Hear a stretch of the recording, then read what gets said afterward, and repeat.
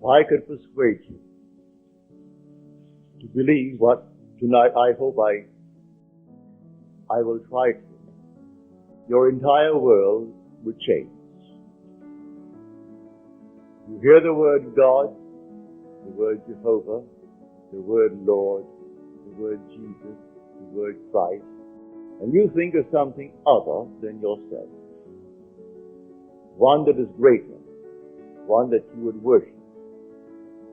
Tonight it is my purpose to show you that God and the eye of man are one. When you say, I am, that is the God of Scripture. Confined as you are, you think, how could it be?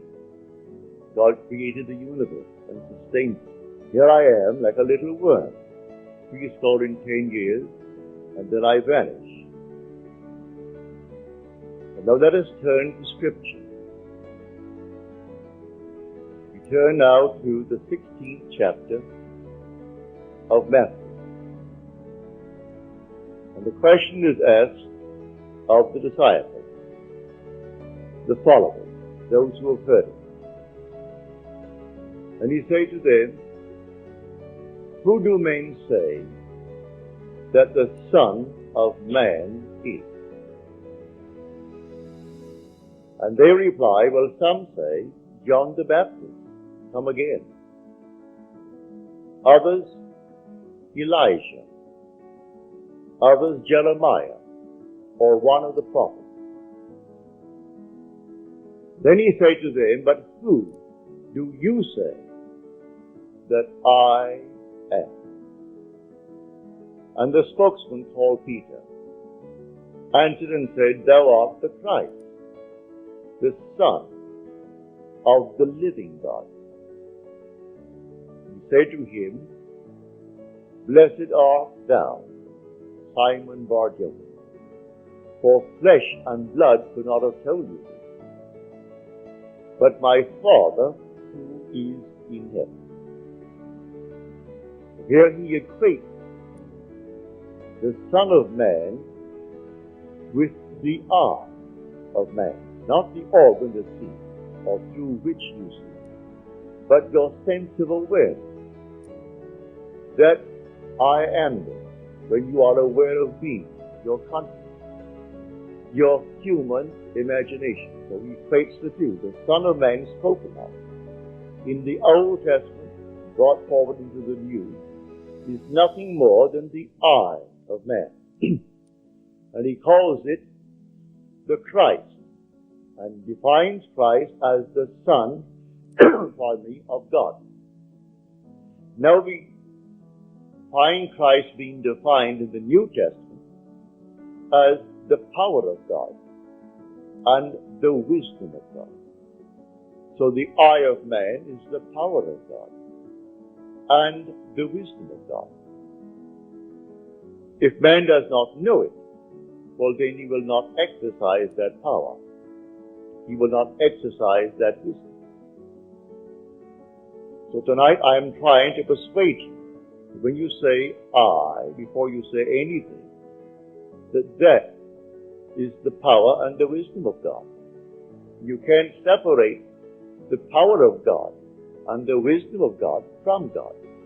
So you will say in the end, I and my Father are one. For he is called the Son of God. Now we are called upon to test this, if it be true. Can we test it? I hope you'll put it to the test.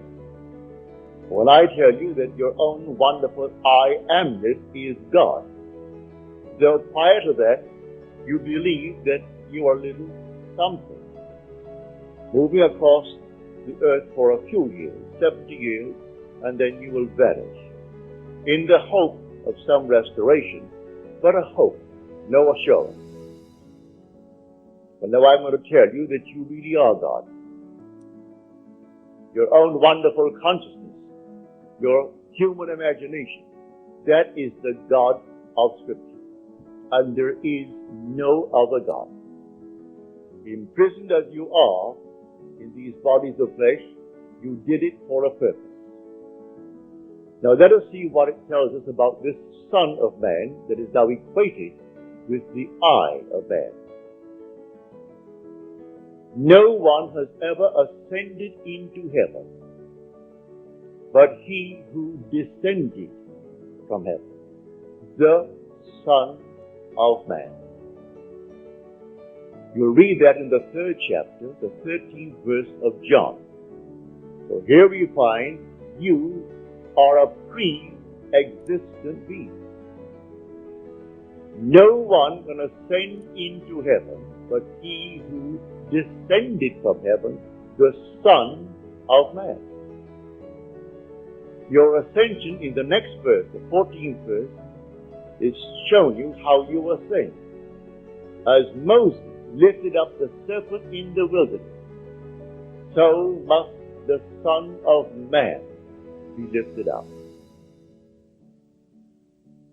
That's all imagery, and yet it is true. You descended into generation in a world of death, where everything begins, it waxes, it wanes, and then it disappears.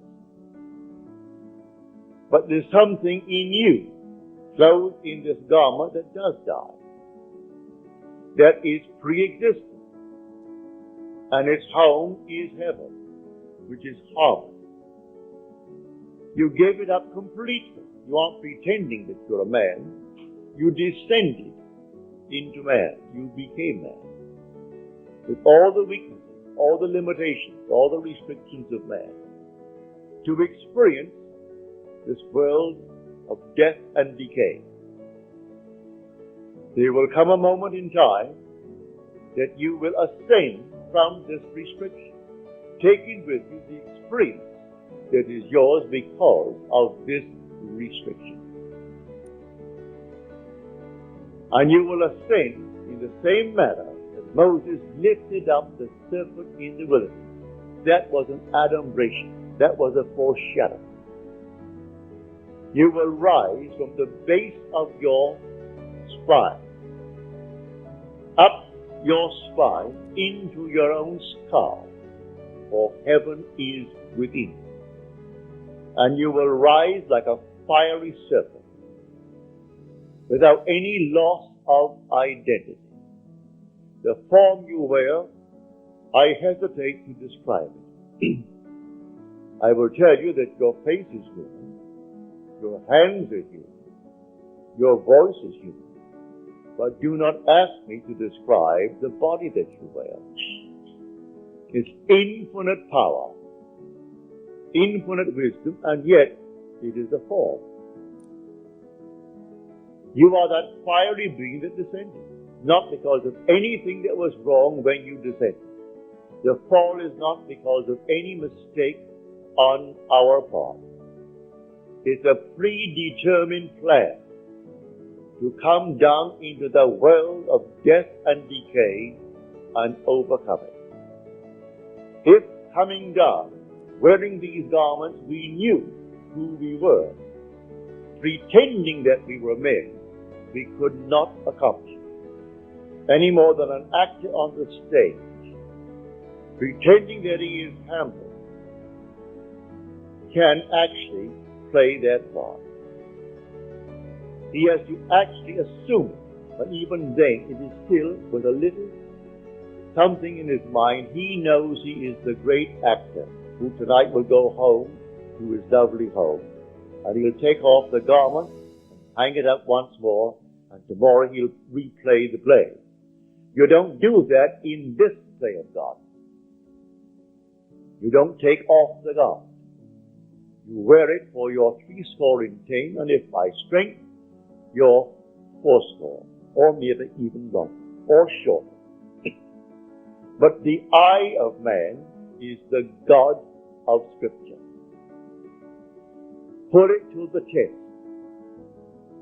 Let me now, first of all, before we go into the testing of it, make clear what I said on the last lecture night, Friday night, prompted by a question that was asked here. For I had said in the previous lecture that there are ranks in heaven. You can listen to this audio and hundreds of others in the YouAreCreators.tv app. You can even play the audios with the screen off.